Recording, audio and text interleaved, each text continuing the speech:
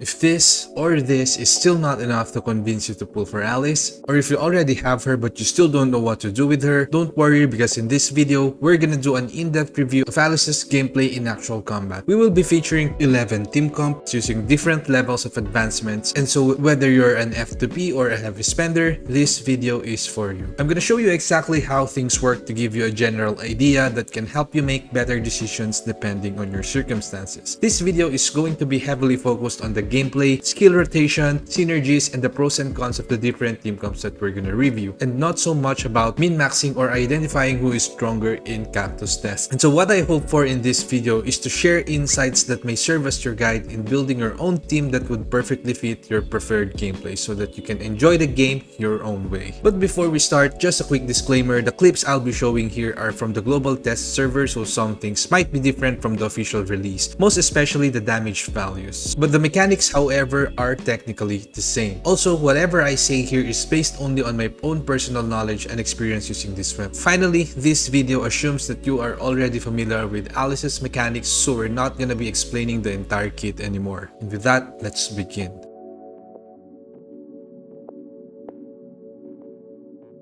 Let's start with the synergy. The core mechanics of Alyss can be found at her A1 advancement, wherein her clone will automatically cast a discharge followed by the frost guild you just used. The trait also works the same way and allows other elements except altered to do the same. So firstly, for the skill part, she has synergies with other abilities depending on how powerful they are in terms of damage or being able to take advantage of the skill's uniqueness. Secondly, when it comes to Alyss's discharge, the synergy is about making it stronger with the help of other abilities or how it can be used to enable the effects of other weapons. And last but not the least, of course, the frequency or how spammable the skills can be used. So with this in mind, we will have an idea on which weapons may have good synergies with Alyss. For this video, let's try to focus more on these ones that have direct or close synergy. First, we have the skill reset of Saki Fuwa's A1, which of course can help increase the number of times you will be able to use your skills in each battle. Lynn's A5 increases discharge damage, and the charge rate also increases for faster discharge rotation and maximizing Alyss or frost damage. And with A6, Alyss's clone's discharge is also counted as a regular discharge, so it would be easier to reset one attempt of Lynn's Moonlight Realm. With Frigg's A1, the blast damage of the frostiness stacks is also copied when Alyss clone is summoned. Please do take note that the clone's frost domain only lasts until Alyss clone disappears, and therefore the blast damage is almost immediate. And with A3, the clone's discharge also deals additional damage. We also have Claudia, who synergizes with the three aspects. Her naturally low skill cooldown allows for a more frequent proc of Alyss clone. A1, she can offer a good amount of damage buff,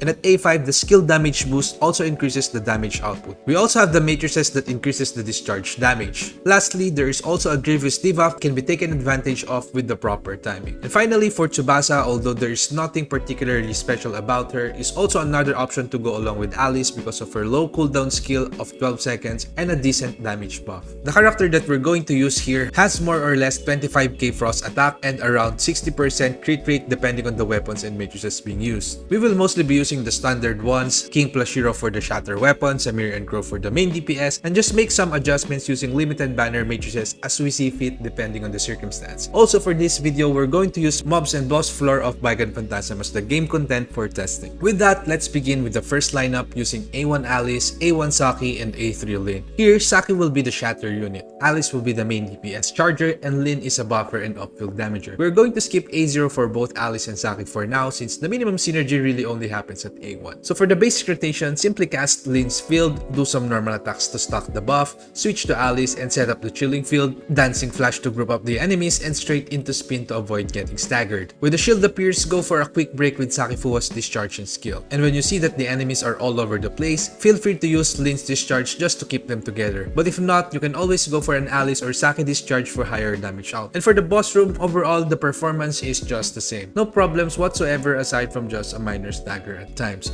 So basically that's how it's gonna go for the most part. The rotation speed is normal and smooth. Just always remember to check the skill counter of Saki Fuwa near the health bar below to get the ideal timing for the skill reset. It would be best to focus on Lynn's field to have zero downtime for the field and to further increase the off-field damage. It might also help to pay attention to the surge cooldown timing when switching to Saki Fuwa. Overall, this lineup works really well even with lower advancements because it is a complete package with enough damage output, shatter and sustain from Saki, Saki, and lots of off-field AoEs. Crowd control against mobs is also easy with Alyss' skill in normal attack, although you might sometimes find yourself getting staggered a bit because this team comp does not have the hyper body of Frigg in the Frost domain. No worries though, because with enough practice on the rotation, you can take advantage of the iframes, immunity to control, and hyper body from Alyss' moveset. The major turning point for this lineup does not happen with Alyss or Saki, but instead with Lynn's A6 advancement. The reason being is that the A3 doesn't really have the direct synergy we mentioned earlier. However, with A6, you're gonna have an ability that affects the frequency of skill use. The core rotation is pretty much the same, however, it will be way faster than before. And in comparison to the lineup with A3 Lynn, here, you would now have to pay attention to both Saki's skill reset counter as well as Lynn's discharge counter. And my preferred way of doing this is whenever I see Lynn's discharge counter reaching 3 stacks, I will always go to Lynn to cast another field. With this technique, you will find yourself being able to drop crazy amounts of off-field damage while your character's action is focused on the animation of the skills and discharge. And to level it up even more, when you reach the A5 advancement of Saki Fuwa, your discharge will be even more consistent because of the secured Fantasia compared to the lower advancement wherein you have to dodge your enemies manually, which further adds a burden because then you'll have to monitor the Fantasia cooldown and the dodge timing, and that will be in addition to monitoring Saki's skill reset counter and Lynn's discharge counter. In co-op contents, if you have someone in your team who can secure the Fantasia, then I believe that you won't have to worry about getting A5 anymore. But of course, it's still nice to have. So overall, it's a complete package and a really strong lineup as expected, especially when it comes to dealing massive AoE damage. The only problem here I feel is that the standard matrices may not be optimal for this kind of playstyle with A6 Lyn because the ultra fast rotation does not allow anyone to be the true on-field DPS, and you're gonna find yourself switching between weapons most of the time. For this, I believe that this kind of gameplay works best with matrices that work offhand, which is obviously Lyn, Alyss, and Saki, or Claudia for the discharge damage buff. And now for the Meta Frost team, we're gonna start with A1 Alyss, A1 Saki, and A3 Frigg, since there isn't really going to be a gameplay turning point in this lineup with Frigg. A0 is okay just to add some frost attack and shatter from the Frost domain as well as the hyper body when using Frigg's trait. At A1, you will get additional damage from the clone's frostiness stacks explosion, and at A3, you can deal more damage with each and every frost discharge you cast, which kinda goes along with the Horfrost damage. With this lineup, you can always start with the Chilling Field, then Frost Domain, then go back to Alyss to activate the Spatial Slice passive, then use Saki Fuwa for discharge and Shield Break or whenever you want to proc the Surge. The rotation here is more chill and methodical compared to the A6 Lyn team comp that is rapid and continuous, which is sometimes confusing to play honestly. But here, although it is relatively slower, each of your skill cast and discharge packs a lot of damage because of Frigg's advancements. It is also worth mentioning that the Shatter capability has also increased because of the Frost domain, which means that it can help cut off the time to kill monsters with shields. For example, in the boss room, it can instantly decimate the shield like this.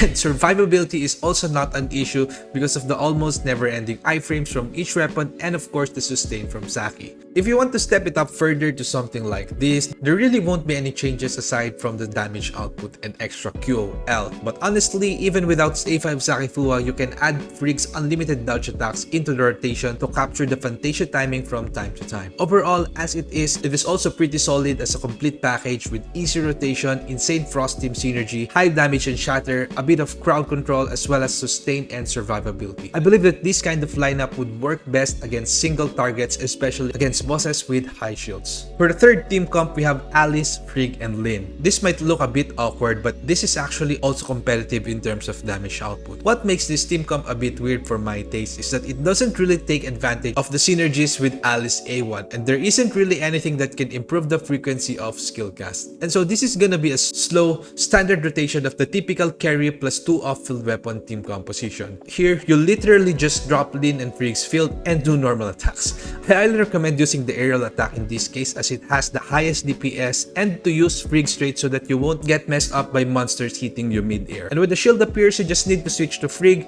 break it real quick, maybe try to get some Fantasia going on, and go back to Alyss to do the aerial attacks once again. What's good about this kind of play is that there really is a main on-field DPS, so your usual standard mages like Samir and Crow on Alyss would work pretty decently. In the mobs room, it's just about the same. You can just channel your inner Meryl and just spin to win like this. I believe that the major turning point in this lineup would be at A5 for the normal attack and spatial slice damage increases by 35%, which fits the gameplay really well. Overall, the damage output of this this playstyle is surprisingly good, but what I don't like about it is that obviously the rotation is boring, the synergy is there but not something that we expect from Alyss. Reaching A5 for the power spike costs a lot of resources as well, and there is no sustain, so you really have to be careful or at least have a support with you in difficult co-op contents. Anyway, the next team comp will be the ones with Claudia. This is actually my favorite among all other team comps because it can activate the white-haired waifu resonance with Alyss. No, just kidding. The reason really is that Claudia affects 3 aspects of the synergy with Alyss. The skill damage with her A5, discharge damage with her matrices, as well as the frequency of use because of her natural low cooldown skill, which is again further decreased by her matrices. She also increases overall damage at A1 and can also inflict grievous debuff towards the enemies, which may also be very useful in co-op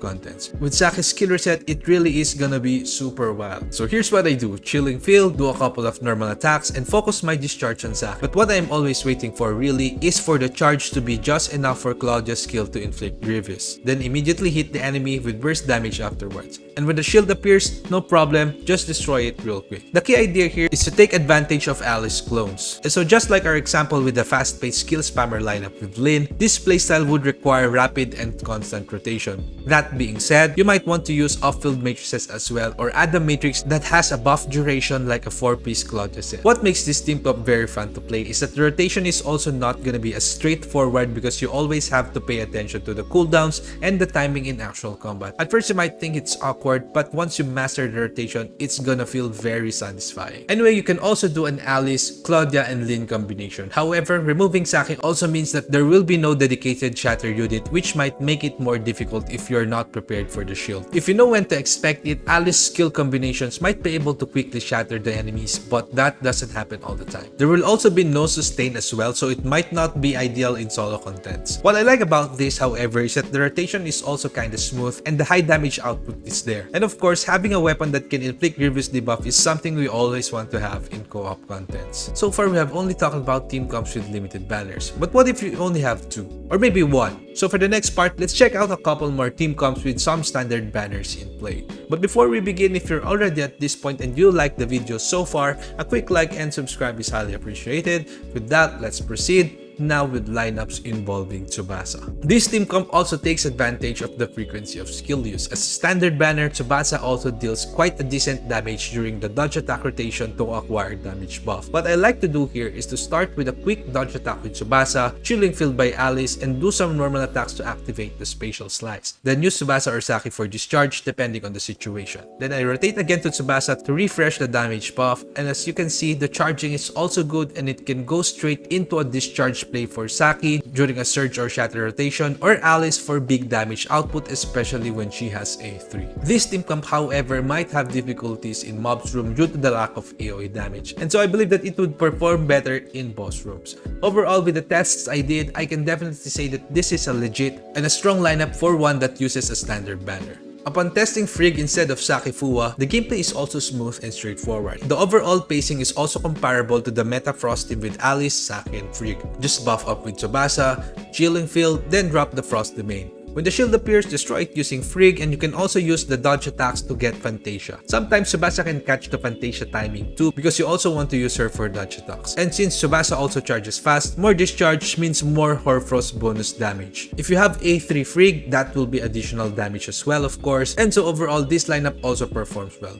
But then again, without Saki, it might have a bit of a problem when it comes to sustain, which is ultimately necessary to make solo content runs much easier. You can also actually use Lyn instead of Frigg, but with this, you would have to let go of another important role, which is the Shatter. Although you can use Alyss skill for that, it's not gonna be as reliable as a dedicated Shatter unit. However, in game contents where you don't need to do shield break or sustain yourself, this lineup can surely prove its worth in the damage department. More so if you have an A6 Lyn to speed up the rotation and make your off-field AoE even stronger. And now for the comps with Alyss, Claudia, and Tsubasa, while it may look like it's good on paper, it actually did not perform as expected during my test. As you can see here, the shatter is on an okay level, and the rotation looks sick. However, after running it a couple of times, I found a huge problem with the composition.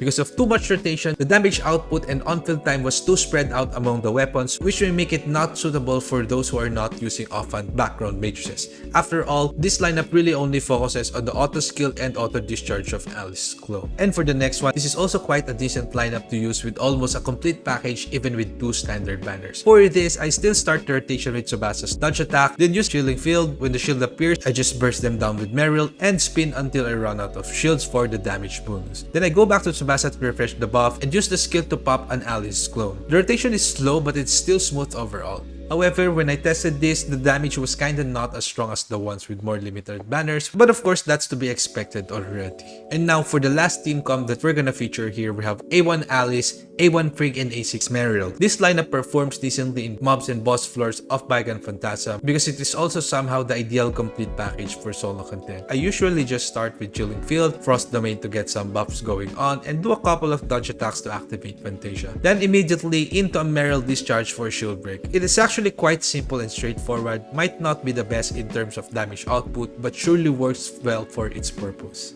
So I may not have been able to show each and every case there is, but I do hope that I have at least given you enough examples and ideas that can guide you in making your own team comp and playing them your preferred way. And if you're still confused, just keep in mind the skill, discharge, and frequency aspect of Alyss's core mechanics. From there, you can look for weapons no matter what element, abilities, relics, or even traits that can go along with it. And with this, I believe that you won't have any problems developing your own build and gameplay now and when new banners get released in the near future. So thanks again for watching and see you in the next video.